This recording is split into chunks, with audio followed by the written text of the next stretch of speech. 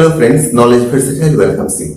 দুটো সিম্পল সেন্টেন্সকে জুড়ে একটা সিম্পল সেন্টেন্স কিভাবে করা যায় বিভিন্ন গ্রামাটিক্যাল ইনস্ট্রুমেন্টের মাধ্যমে আমরা সেটা নিয়ে আলোচনা করছি। আজ আমরা যেটা নিয়ে আলোচনা করব সেটাকে বলে ইনফিনিটিভ। আজ আমরা শিখব ইউজ অফ ইনফিনিটিভ। টু এবং ভার্বের প্রেজেন্ট ফর্ম যখন বাক্যে প্রয়োগ করা হয়, টু এবং ভার্বের প্রেজেন্ট ফর্ম যেমন to go, to see, to sleep, to buy, to write, তো এগুলোকে বলে ইনফিনিটিভ। এগুলো হচ্ছে নন ফাইনাইট ভার্ব, অসমাপিকা ক্রিয়া।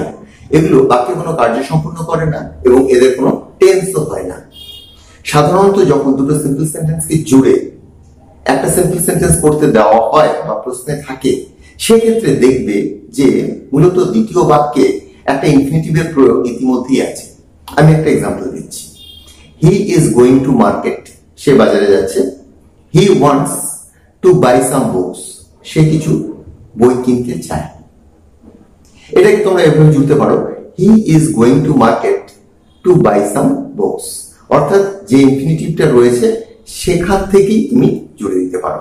তো আজকে আমি যে প্যাটার্নগুলো আলোচনা করব সেগুলো কিন্তু প্রত্যেকটাই মূলত ভিন্ন, কিছুটা মানে একটা থেকে আরেকটা কিছুটা ভিন্ন। মানে ইনফিনিটিভের প্রয়োগ ইতিমধ্যেই আছে, সেটা দিয়েই তোমরা জুড়ে দেবে, ঠিক তেমনটা নয়। তো চলো মূল আলোচনায় আসি। Join into simple sentence using infinitive.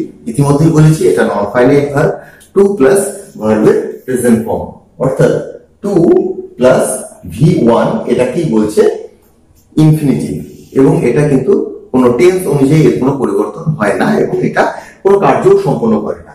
মূলত বাক্যে দেখবে পারপাস, এইম, এছাড়াও রিজন, রেজাল্ট এগুলো থাকে। তো এগুলোকে লক্ষ্য করে কিন্তু এই ইনফিনিটিভের প্রয়োগ করতে হয়। তো কখন কোথায় ইনফিনিটিভের প্রয়োগ করতে হয় তো সেটা কিন্তু একটু বুঝে শুনে করতে হবে। মূলত যেটা দেখা যায়, পারপাস এবং এইম যদি থাকে, মানে আমি কি করতে যাচ্ছি, আমার লক্ষ্যটা কি, এরকম যদি থাকে, তো সেক্ষেত্রে তার পূর্বে মানে আমার লক্ষ্য বা উদ্দেশ্যের পূর্বে, আমি এক্সাম্পলটা একটু আগে দিলাম যে আমি বাজারে যাচ্ছি, আমি কিছু বই কিনতে চাই। তার মানে I am going to market, I want to buy some books. I am going to market to buy some books. অর্থাৎ যেটা লক্ষ্য, যে বাক্যের মধ্যে পারপাস বা এইমটা রয়েছে, সেই বাক্যের মধ্যেই তুমি কিন্তু টু প্লাস ভার্বের প্রেজেন্ট ফর্ম এটার ব্যবহার করবে। আমরা এক্সাম্পলে বিষয়টাকে পরিষ্কার করছি। আর এখানটা প্রত্যেকটা এক্সাম্পলই কিন্তু ভিন্ন ভিন্ন, এখানে বিভিন্ন রকম প্যাটার্ন তোমরা পাবে। সবচেয়ে জনপ্রিয় ইনফিনিটিভের যে ইউজ জয়েনিং এর ক্ষেত্রে, সেটাই আমি শুরুতে দিয়েছি। হি ইজ ভেরি উইক, সে খুবই দুর্বল। হি ক্যানট ওয়াক, সে হাঁটতে পারে না। এটা কিন্তু বিভিন্ন ভাবে থাকতে পারে। He is poor, he cannot buy. He was poor, he could not buy. অর্থাৎ একটা তার অবস্থা প্রথমে বলে দেবে, এই যে দিয়ে দিয়েছে হি ইজ ভেরি উইক, তারপরটা দিয়েছে হি ক্যানট ওয়াক। বেশিরভাগ ক্ষেত্রে এখানে ভেরি বা সোর একটা প্রয়োগ থাকে, না থাকলেও তোমার চলতে পারে। He is ill, he cannot walk এমনও থাকতে পারে। হি ইজ ভেরি ইল যে সবসময় থাকবে এমন নয়। অর্থাৎ একটা অবস্থান বুঝিয়ে দেবে এবং তারপরে সে যে কোনো কিছু করতে পারে না বা পারেনি বা পারবে না সেটা তোমার বলা থাকে। অর্থাৎ এটা তোমার অবস্থা, আর এটা তার ফলে তোমার যে অক্ষমতা সেটা তোমাকে দেখাবে। যখন এরকম পাবে তখন প্রথম বাক্যে কি করবে, একটা টি ডবল ও টুর ব্যবহার করবে, অর্থাৎ অতিরিক্ত কোনো কিছু। ভেরি মানে বেশি, কিন্তু ভেরি পরিবর্তে যদি টি ডবল ওর ব্যবহার হয়, তার মানে বুঝবে যে প্রয়োজনের তুলনায় বেশি নির্দেশ করছে। তো এখানে রয়েছে উইক, দুর্বল, ভেরি উইক, কিন্তু এখানে যদি বলি too weak, T double O, তার মানে এতটাই দুর্বল যে সে কোনো কাজ করতে অক্ষম, এটা নির্দেশ করছে। কোনো কিছুকেই তোমরা যদি টু দিয়ে বর্ণনা করো, হি ইজ টু স্ট্রং, মানে যতটা স্ট্রং হওয়ার কারণ স্বাভাবিক তার থেকে অনেকটাই বেশি। ভেরি স্ট্রং বললে যা বোঝায় তার থেকেও অনেক বেশি। তো এখানে যেটা দাঁড়াবে, এই যে ভেরি যেটা রয়েছে, সাধারণত তোমরা ভেরি বা স্নো পেয়ে যাবে। এই ভেরিটা তুলে দিয়ে তার পূর্বে টি ডবল ওর প্রয়োগ করবে। যেমন রয়েছে হি ইজ টু উইক, মানে খুবই দুর্বল, টু ওয়াক। আমাদের দ্বিতীয় বাক্যে যে ভার্বটা রয়েছে, এই ভার্বের পূর্বে আমরা টু এর প্রয়োগ করলাম। এটাকে বলে টু টু এর ব্যবহার, অর্থাৎ টি ডবল ও সাথে টি ও। আর এটাকে যখন কমপ্লেক্স করতে চাইবে তখন সো দ্যাট এর ব্যবহার করতে হয়।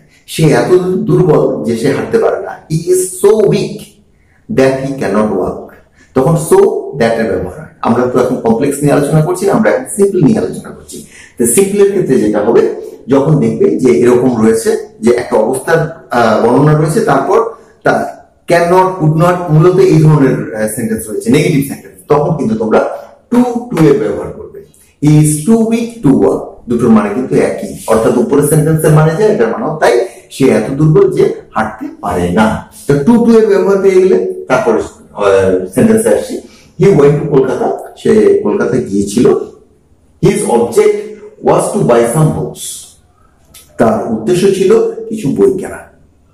তার উদ্দেশ্য, এখানে খেয়াল করে দেখো যে তার যে উদ্দেশ্য, লক্ষ্য, পারপাস বা এইম যেটা, সেটা হচ্ছে এটা। His object was to buy some books, এখানে কিন্তু অলরেডি আমরা ইনফিনিটিভ পেয়ে গেছি, টু বাই রয়েছে একটু আগে যেটা নিয়ে বলছিলাম। তো his object was to buy some books, তো এখানে আমরা কিন্তু এই যে হিজ অবজেক্ট ওয়াজ, এই অংশটুকু কিন্তু আর আমাদের প্রয়োজন নেই, কারণ সাবজেক্ট এখানে হি, এখানেও হিজ, একই ব্যক্তিকে নির্দেশ করছে। তো এবার আমরা কি বলবো, he went to Kolkata to buy some books. He went to Kolkata to buy some books, সে কলকাতা গিয়েছিল কিছু বই কিনতে।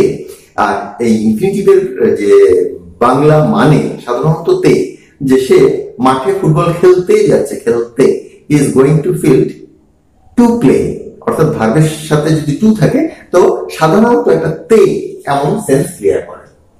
হি ইজ রানিং ফাস্ট, সে খুব দ্রুত দৌড়াচ্ছে। He will catch the train, সে ট্রেনটা ধরবে। এক্ষেত্রেও দেখো একটা লক্ষ্য বা উদ্দেশ্য তার রয়েছে, যে সে দ্রুত দৌড়াচ্ছে, সে ট্রেনটা ধরবে। এক্ষেত্রে কিন্তু টু প্লাস ভার্বের প্রেজেন্ট ফর্ম, এটা কিন্তু আগে থেকে দেওয়া নেই, অর্থাৎ তুমি এখানে ইনফিনিটিভ খুঁজবে সেটা কিন্তু পাবে না। এই সেন্টেন্সটাতেই একমাত্র রয়েছে যে অলরেডি একটা ইনফিনিটিভের প্রয়োগ রয়েছে, সেটাকে তুমি ব্যবহার করে দিলে। তো এখানটায় তার উদ্দেশ্যটা কি, he will catch the train, এই ক্যাচের সাথে আমরা কিন্তু বসিয়ে দেবো। He is running fast to catch the train, সে দ্রুত দৌড়াচ্ছে ট্রেনটা ধরতে, টু ক্যাচ দ্য ট্রেন। তারপর সেন্টেন্স দেখো, he heard of my success, সে আমার সাফল্যের কথা শুনেছে, সে আমার সাফল্যের কথা শুনেছে। হি ওয়াজ হ্যাপি, সে আনন্দিত ছিল, সে আমার সাফল্যের কথা শুনেছিল, সে আনন্দিত ছিল। পাস্টে, যাই হোক, এটা হচ্ছে তার ফলাফল। তো এখানটায় কারণ আর ফলাফল রয়েছে। এবার কিন্তু তোমার বলতে হবে, এখানে এমন কোনো ভার্ব নেই যার পূর্বে তুমি টু বসাবে, যদিও এখানে বি ভার্ব রয়েছে। পরবর্তীতে কোনো এক সময় বলবো যে এখানে টু বি ব্যবহারও কিন্তু কিছু ক্ষেত্রে করা যায়, এই ওয়াজটাকে বি ভার্বে নিয়ে তার পূর্বে টু। যাই হোক, এখানে তোমার কোনো অ্যাকশন ভার্ব নেই যে তার পূর্বে তুমি টু বসাবে। তো মূলত তোমাকে যেটা করতে হবে, সে আনন্দিত আমার সাফল্যের কথা শুনে। He was happy to hear of my success, এখানে মাই সাকসেস যেটা রয়েছে সেটা কিন্তু একই রয়ে গেল। এখানটা হিয়ার যেটা রয়েছে, হার্ড যেটা রয়েছে, সেটাকে কিন্তু প্রেজেন্ট ফর্মে নিয়ে আসতে হলো। He was happy to hear of my success, আমার সাফল্যের কথা শুনে সে আনন্দিত ছিল। He did not attend the class, সে ক্লাসে উপস্থিত হয়নি, অ্যাটেন্ড করেনি। He could not learn the lesson, সে লেসনটাকে শিখতে পারেনি। তো এখানেও কিন্তু কোথাও ইনফিনিটিভের প্রয়োগ নেই, আমাদের কিন্তু করতে হবে। কি করব, হি did not attend the class to learn the lesson. The load was very heavy, ওজনটা বা বোঝাটা খুবই ভারী। আই কুড নট লিফট ইট, আমি এটা তুলতে পারিনি। এখানে সাবজেক্ট হিসাবে দ্য লোড আছে, এখানে আছে আই। তো এখানে তোমাদের আইটাকে কিন্তু চেঞ্জ করতে হবে, কারণ এতক্ষণ তোমরা যা দেখছো দুটো ক্ষেত্রে সাবজেক্ট একই ছিল, এবার কিন্তু সাবজেক্ট ভিন্ন। The load was too heavy for me, for me টা তোমাকে যোগ করতে হবে, to lift। এখানে আর ইটা পরে লাগবে না, কারণ এটা ইটা হচ্ছে লোডকে বলছে। তো তোমরা দেখতে পেলে যে ইনফিনিটিভের প্রয়োগ করে কিভাবে দুটো বাক্যকে আমরা জুড়ে দিতে পারি। তো এই বোর্ডটাকে স্টাডি করে দেখবে, কোনো অসুবিধে থাকবে না। প্রত্যেকটা এক্সাম্পলই কিন্তু ইউনিক। আজকের আলোচনা এখানে শেষ করছি, পরবর্তী আলোচনায় আবার যোগ দিচ্ছি। Till then, by.